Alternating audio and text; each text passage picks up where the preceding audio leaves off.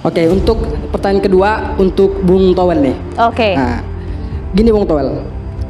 Bang Towel, seperti menganggap Sintayong itu selalu kurang. Kenapa, Bung? Terima kasih.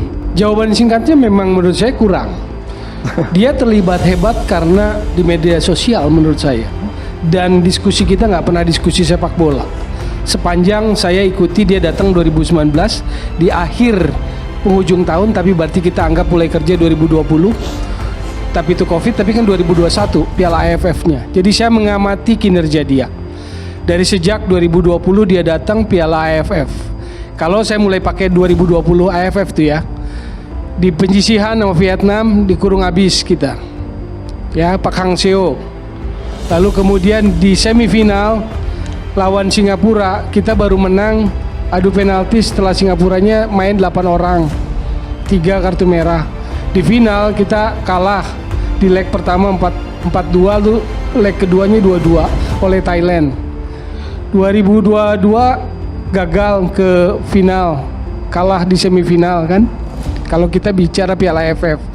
Pengamat sepak bola, Tommy Welly atau biasa disebut Bung Towel, mendapat pertanyaan dari mahasiswa alasan sering mengkritik pelatih timnas Indonesia Sintayong. Menanggapi pertanyaan tersebut, Bung Towel menilai taktik bertahan ala parkir bus yang diterapkan STY dalam beberapa pertandingan tidak efektif. Ia juga menganggap strategi tersebut tidak mencerminkan perkembangan tim di level Asia. Piala AFF yang ketiganya 2024 sebetulnya kalau kita bicara ansih bola, pure bola, ini sebetulnya menegaskan kualitasnya.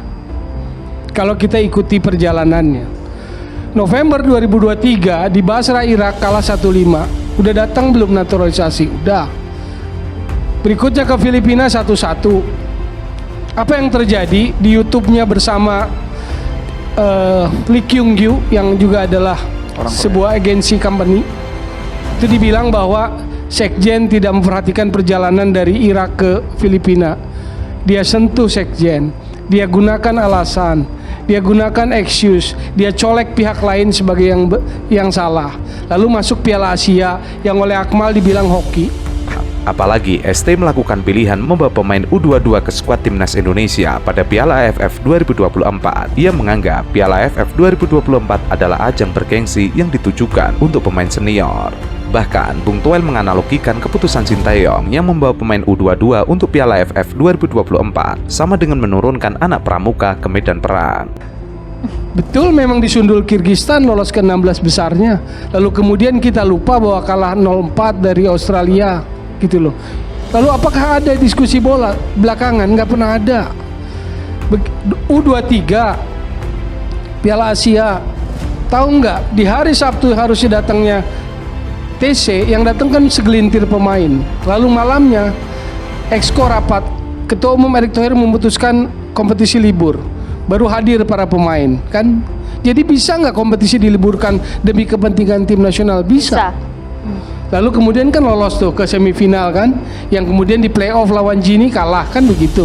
Setelah lawan Gini kalah, ada nggak diskusi bola, analisis bola, review bola? Nggak ada. Yang ada apa? Sintayong nangis, digede-gedein, kartu merah, kan nggak ada yang bahas. Dalam pernyataannya, pria yang juga komentator itu menyebut Piala AFF 2024 adalah ajang bergengsi yang ditujukan untuk pemain senior bukan pemain U22.